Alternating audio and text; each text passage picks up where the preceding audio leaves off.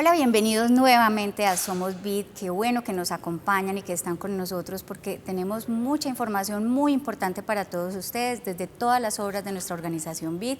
Nuestras obras son en salud, en educación y familia y en comunicaciones. Y hoy tenemos un tema importantísimo de salud, un tema que todos debemos tener muy claro porque vamos a hablar de los efectos después del COVID. ¿Qué pasa? ¿Qué pasa con el cuerpo? ¿Qué pasa con nuestros pulmones? ¿Qué pasa con nuestro corazoncito después del COVID? Y para esto hemos invitado a uno de los neumólogos de nuestra clínica Cardiovid, el doctor Héctor Ortega. Recuerden que en nuestra clínica Cardiovid hay una gran unidad de neumología y además hemos sido líderes en todo el tema de trasplante de corazón y pulmón. Entonces, estamos hoy aquí para hablar precisamente sobre este tema de los efectos post-COVID y el doctor Ortega nos está acompañando. Doctor, qué bueno tenerlo acá nuevamente. Muchas gracias por la invitación. Gracias a usted por aceptar, la verdad que valoramos muchísimo este ratico que nos saca aquí. Contémosle entonces a nuestros televidentes, ya pues con un año de pandemia, ¿cierto? Con tantos casos que ya se han presentado, ¿qué enfermedades, qué efectos post-COVID han encontrado ustedes en los pacientes? Digamos que para ubicarnos en contexto, pues vale la pena decir que la enfermedad causada por el coronavirus, o sea, la COVID-19, es una enfermedad que para el ser humano es absolutamente nueva. Eso implica haber ido aprendiendo en la medida en que se han ido presentando las cosas y ahorita, después de un año de estar en esta pandemia, pues hemos empezado a consolidar alguna información sobre qué pasa después de que los pacientes sobreviven a un episodio de COVID, la mayoría de los que tienen problemas severos. Y empezamos a identificar que hay muchas cosas que pueden persistir y que probablemente persisten por años. Cuando uno revisa la experiencia que hay con los coronavirus previos, los que causaron el SARS o los que causaron el MERS en el año 2002 y en el año 2012, como eso ya pasó tanto tiempo, pues en ellos ya hay descripción de síntomas y de quejas de los pacientes hasta un año después de haber sufrido esto. Dolores, fatigabilidad, debilidad, depresión, que curiosamente es un hallazgo muy frecuente en esos pacientes. Y digamos que ya extrapolando eso a lo que estamos empezando a ver con el coronavirus de ahora, con el SARS-CoV-2, encontramos que efectivamente hay lo que ya hoy se denomina como el síndrome post-COVID, que son una cantidad de anomalías orgánicas muy importantes, algunas de ellas que pueden incluso progresar después de haber resuelto la enfermedad aguda y que pueden generar, digamos, compromisos muy significativos en el individuo. Entonces encontramos que muchos de estos pacientes continúan con malestar general, con dolores musculares, con debilidad, con fatigabilidad, con depresión. Y hay órganos que pueden manifestar compromiso más allá del cuadro agudo que habían padecido previamente. Y tal vez los dos más importantes, pues en corazón, en los cuales puede haber progresión de algunas lesiones relacionadas con compromiso vascular o con compromiso del músculo cardíaco, o pulmonar, relacionado en buena medida con aparición de fibrosis y cicatrización de los pulmones, que puede conducir a daños severos que incluso ya empiezan a ser una potencial indicación para trasplante de pulmón. O sea que realmente sí hay una enfermedad relacionada con la COVID aguda que puede durar mucho tiempo. Hasta ahora nosotros tenemos reportes de 3 a 6 meses en los cuales vemos que los infiltrados en las radiografías persisten, que la función pulmonar a los 3 o 4 meses aún no se ha recuperado. Es decir, muchas cosas que realmente muestran que efectivamente hay lo que, como le digo, se ha denominado el síndrome post-COVID. Sí. Doctor, ustedes desde la unidad de neumología, cuando han tratado pues como estos casos, o sea, ¿cómo es el daño, así explicado en coquito, cómo es el daño, cuál es el daño que le hace este virus a nuestros pulmones y a todo el sistema pues, respiratorio? Sí, empezaría por decir que lo más frecuente son síntomas relativamente inespecíficos, pero que persisten por mucho tiempo y que deterioran significativamente la calidad de vida de los pacientes. En el caso del pulmón, lo que ocurre cuando uno hace una neumonía por COVID es que el virus provoca una inflamación a nivel pulmonar y esa inflamación a nivel pulmonar puede ir seguida por fenómenos de reparación que conducen a que el pulmón se le modifique como la composición característica y se vuelva más rígido, disminuya los volúmenes y provoque lo que nosotros llamamos la fibrosis pulmonar, que ya es una enfermedad probablemente irreversible que puede dar grados de compromiso muy altos. De hecho, hoy en día en la medida en que hemos entendido un poco qué es lo que ocurre, a pensar que hay algunos tratamientos que podrían utilizarse para disminuir la progresión de esa fibrosis. Pero eso es una hipótesis absolutamente experimental que todavía pues, no se ha hecho, pero que serían posibilidades viendo lo que está ocurriendo con algunos pacientes. Y a nivel de bronquios también sucede lo mismo. Sí, pero la parte que más sufre es lo que notamos el parenquima pulmonar, que es como el pulmón realmente. Y la estructura del pulmón, como les digo, se vuelve rígida, se fibrosa, como si se cicatrizara. Los pulmones se vuelven más pequeños, expandirlos para entrar y sacar aire es mucho más difícil y eso obviamente pues conduce a limitación para la actividad física y disminución de la capacidad respiratoria en forma significativa. Sí. Doctor, también algunas personas manifiestan que pues, como uno de los síntomas es la pérdida del olfato en algunas personas, manifiestan que siguen, pues después incluso ya de haberse sanado, siguen sin percibir nuevamente. Sí, es una queja frecuente. Pues primero la pérdida del olfato y del gusto es un síntoma muy particular, muy característico y muy frecuente. Y efectivamente, aún después de haber pasado la enfermedad aguda y aparentemente está recuperado el individuo, la pérdida del olfato y del gusto puede persistir por más tiempo, es cierto. Sí. Pero en general, la idea es que acaban recuperándolo más o menos rápido. Sí. Ahora que mencionaba, doctor, entonces el tema del trasplante, o sea, cuando ya las personas definitivamente su pulmón y la fibrosis pues no lo deja funcionar pues como debiera ser, ¿cierto? Se vuelven candidatos a trasplante. Se podrían volver, esa es una cosa que todavía estamos por escribir, pero ya empezamos a ver pacientes que cumplen con las características que debe tener un paciente para ser candidato a trasplante. Sí. Es decir, tener una enfermedad muy avanzada, con un pronóstico o con una expectativa de vida muy corta por la lesión que tiene y en ausencia de tratamientos que puedan modificar esa condición, distinto al trasplante. Y la verdad es que tanto en la etapa aguda como en el síndrome post-COVID realmente tratamientos específicos no existen, hasta ahora con efectividad probada. Muy bien, vamos a hacer una pequeña pausa, ya regresamos para seguir hablando de este importante tema.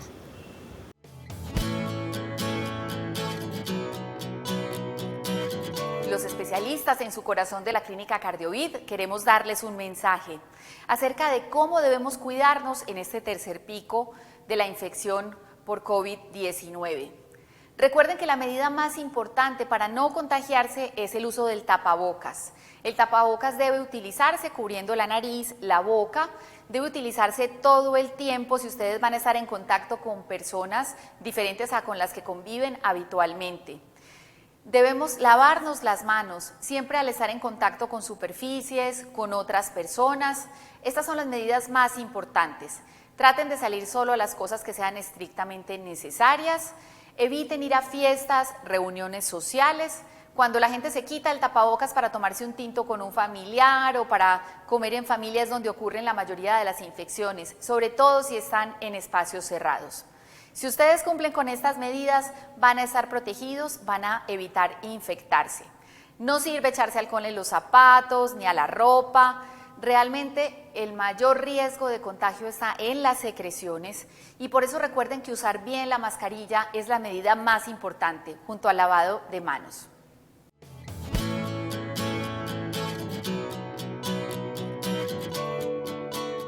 Muy bien, continuamos hoy aprendiendo sobre el síndrome post-COVID. ¿Qué nos pasa después del COVID?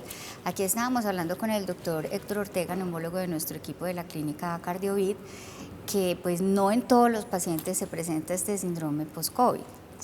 No, es fundamentalmente en aquellos que han tenido enfermedad grave. Y pues, grave, digamos que quedarían incluidos parte de los que han requerido manejo hospitalario y probablemente la totalidad de los pacientes que llegan hasta cuidado intensivo y logran salir de allí. Bueno, eso es muy importante porque también pues hay que tener claro que no es en todos, sino que en los más gravecitos desafortunadamente, pero bueno, pero también salen adelante. ¿cierto? Se les hace pues como todo ese no, acompañamiento. hay intervenciones, claro. La rehabilitación, que es lo que, digamos, en lo que más se ha enfocado esto, porque obviamente, y sobre todo los que han estado en cuidado intensivo por tiempo largo, pues salen muy desacondicionados y la rehabilitación es fundamental. Entonces ya hay programas de rehabilitación dirigidos específicamente a ese grupo de pacientes con resultados que efectivamente son buenos, que mejoran mucho la calidad de vida, sin duda. Los vuelven otra vez autónomos, independientes.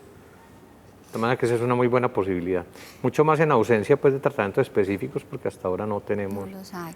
Bueno, ¿y más o menos cuánto tiempo dura ese periodo de recuperación? Digamos que es muy variable. A ver, los programas de rehabilitación dirigidos a recondicionar a los pacientes, la mayoría son programas que duran entre 8 y 12 semanas. Obviamente después de eso hay que hacer terapias de mantenimiento. Sí. Y la duración en general de lo que lo llaman el síndrome post-COVID, pues digamos que todavía no la tenemos clara. Es, como les dije al principio, una cosa que apenas estamos aprendiendo, que apenas estamos escribiendo, pero puede ser bastante prolongado. Son síntomas que pueden persistir aparentemente hasta por un año, hasta donde sabemos, y extrapolando en buena medida la información que teníamos de otros coronavirus. Sí. Una pregunta aquí que se me ocurre. ¿Se puede hacer algo para evitar, para prevenir ese síndrome post-COVID? Pues digamos que hay cosas que se pueden, bueno, primero es evitar que a uno le dé. Sí, cuidarse muy bien para que no nos Pero dé. yo creo que ese es un mensaje muy importante, porque digamos que hasta el momento las únicas medidas realmente efectivas para controlar esta enfermedad es evitar que nos dé. Doctora, acá tengo una pregunta. ¿Cuánto dura la fase post-sintomática, que es diferente de la enfermedad? Digamos que la historia natural descrita es, las personas se infectan por el virus, muchas de ellas no hacen síntomas o hacen síntomas muy leves y dejan, digamos, de ser transmisores de la enfermedad más o menos a los 10 a 14 días de haberse infectado inicialmente. El problema de esos individuos es saber que tienen la enfermedad, ¿cierto? Entonces, por eso pueden ser portadores de la enfermedad sin darse cuenta y aumentar entonces el grupo de individuos que son afectados. Para aquellos que tienen síntomas, lo usual es que después de la infección, más o menos entre 3, máximo 5 días, aparecen los síntomas.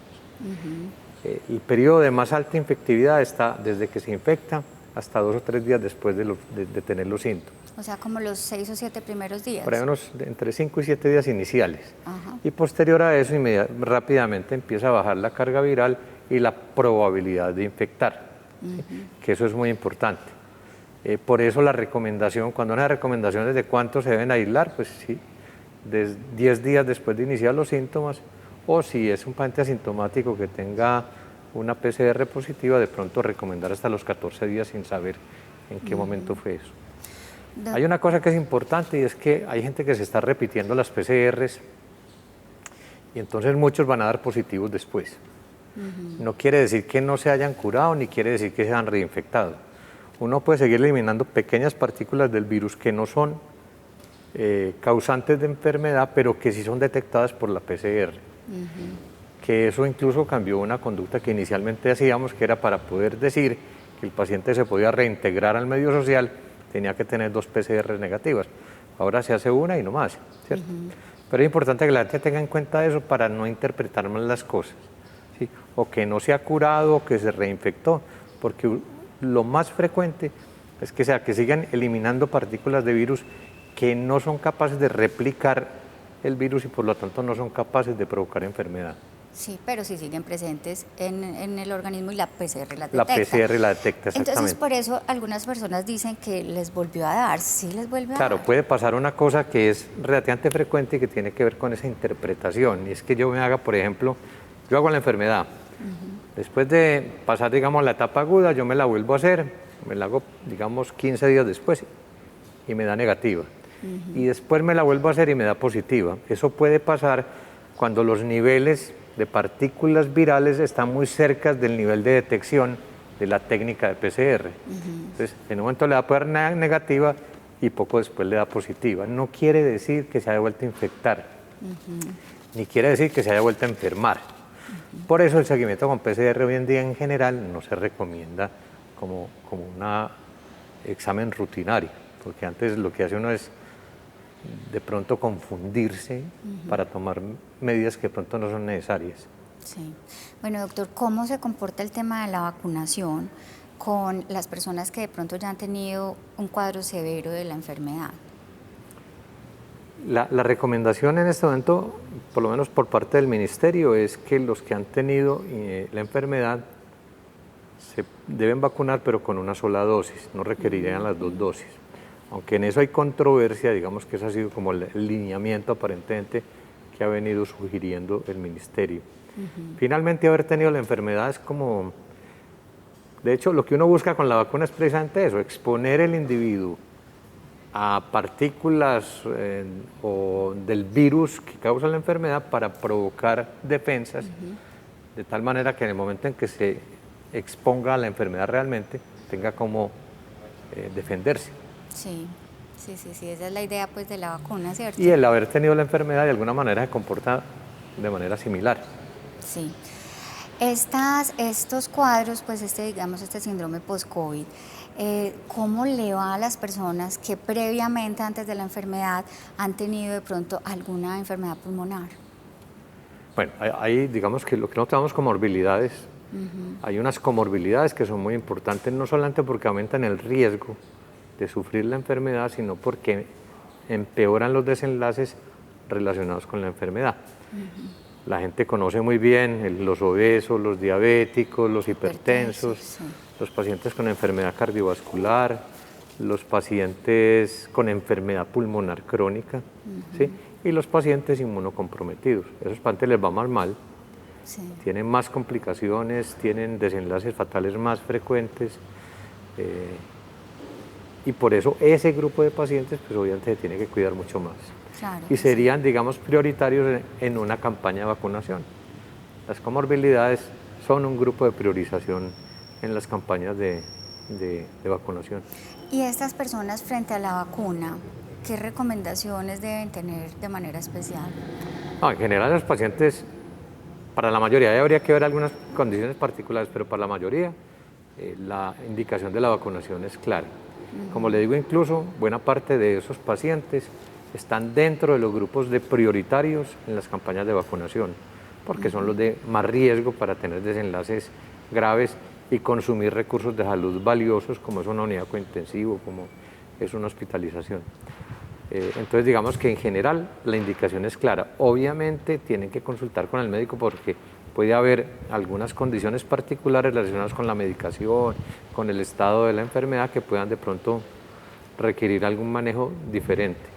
Los pacientes con antecedentes de alergias deben siempre advertir, ¿sí? Para estar atento, pero no contraindica en principio, en la mayoría de los casos, la administración de la vacuna. Y por ejemplo los pacientes con asma, que también es tan frecuente.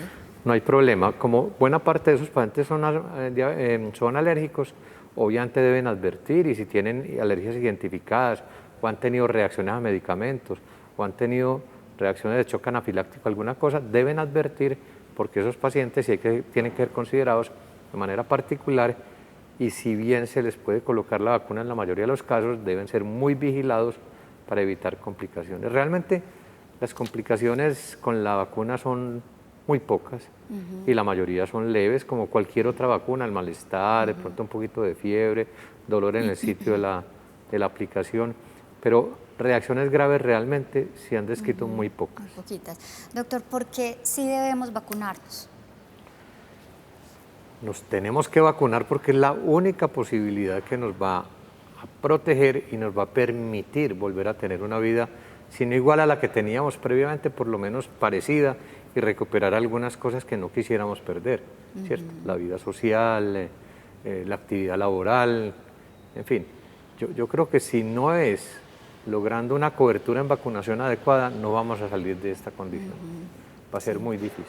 Y por eso yo creo que hay que solicitar que la campaña de vacunación en el país se haga lo más acelerada posible y lo más efectiva posible, porque es lo único que nos va a permitir recuperarnos económicamente, volver a la actividad económica plena, volver a la actividad laboral plena, a la actividad social y familiar plena. Entonces yo no tengo la menor duda de que nos tenemos que vacunar. Sí, sí, sí. Bueno, doctor, pues muchísimas gracias por estar acá y hablarnos de este tema tan importante. Y pues a ustedes recuerden que está todo el equipo de neumología de la Clínica CardioVit, que tiene muchísima experiencia en todo ese tema, pues de todas las enfermedades pulmonares y por supuesto también aprendiendo mucho cada día sobre este nuevo virus. Para volver a abrazarnos, vacunémonos. Así que, pues muchas gracias, doctor, y a ustedes también gracias por permitirnos llegar a sus hogares. Hasta una próxima oportunidad.